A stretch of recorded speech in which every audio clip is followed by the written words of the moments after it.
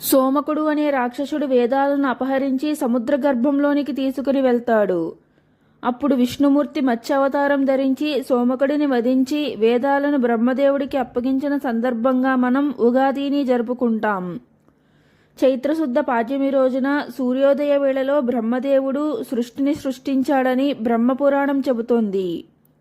అంటే కాలగణాన్ని, గ్రహ, నక్షత్ర, ఋతు, మాసవర్ష, వర్షాదికులను బ్రహ్మదేవుడు ఆ రోజు వర్తింపజేస్తాడని నమ్మకం.